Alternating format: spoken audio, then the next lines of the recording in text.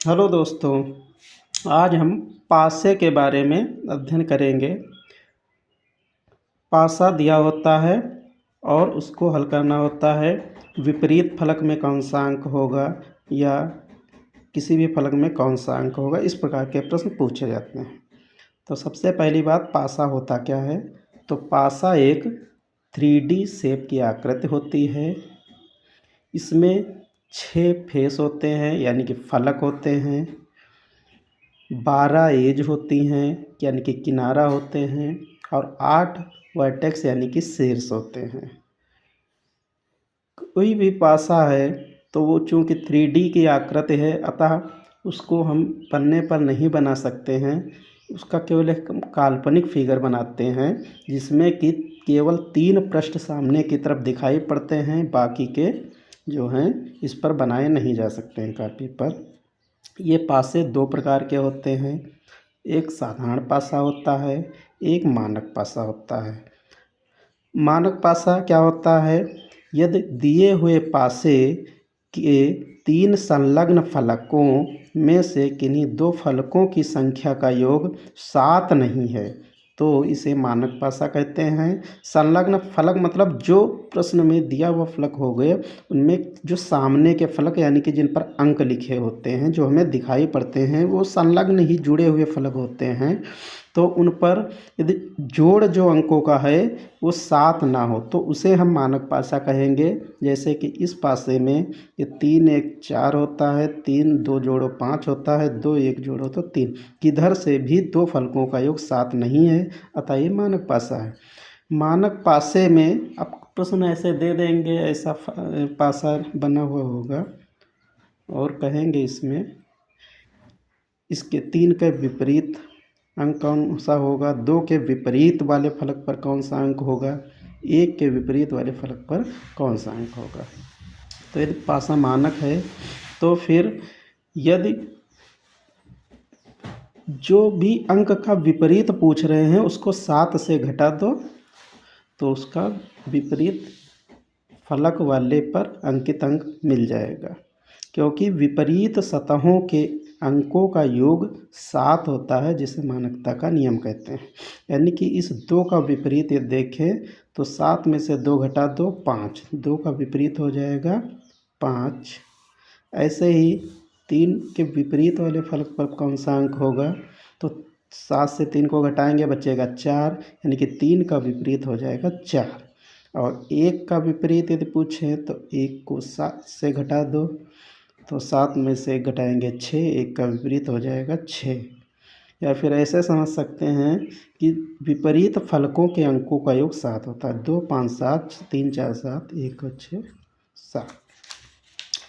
दूसरे प्रकार का पासा साधारण पासा होता है। साधारण पासा में यदि दिए हुए संलग्न फलकों में से किन्हीं 2 फलकों के अंकों का योग 7 आ रहा है तो वो साधारण पासा होगा। जैसे ये बना हुआ है 4 और 3 7, जैसे ही 3 2 5, तो एक फलक 4 और 3 7 हो गया, इसलिए ये साधारण पासा है। अब साधारण पासे में यदि हमें विपरीत अंक निकालने हैं तो इसके एग्जैक्ट वैल्यू नहीं मिलती है, या करके वैल्यू मिलती है। विकल्प में या देख करके दिया होगा।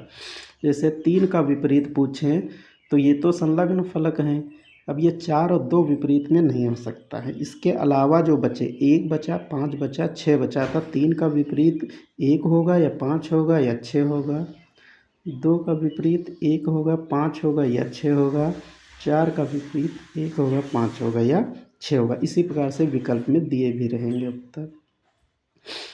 तो ये एक पासा यदि दिया है तो उसको इस प्रकार से हल करेंगे। पहले देखेंगे कि पासा मानक पासा है कि नहीं है। यदि मानक पासा है तो फिर जिस फलक के विपरीत पूछेंगे उसको 7 में से घटा देंगे, विपरीत फलक पर अंकित अंक मिल जाएगा। ये पासा साधारण है, जोड़ के देख लेंगे, अंकों का योग 7 आ रहा है तो इस प्रकार से हल करेंगे कि उनके जो विपरीत अंक होंगे, जो दिए गए सामने लिखे अंक होंगे, वो विपरीत नहीं हो सकते। उनके अलावा जो 3 अंक बचते हैं वही उनके विपरीत अंक हो सकते हैं। इस प्रकार से या करके विकल्प में दिया होगा।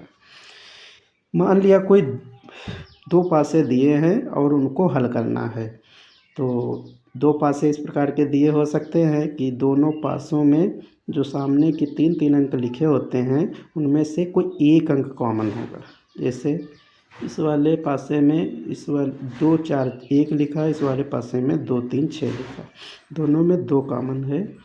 तो इसको हल करने के लिए 2 से शुरू करते हैं और घड़ी की सुई की दिशा में घूमा जाता है।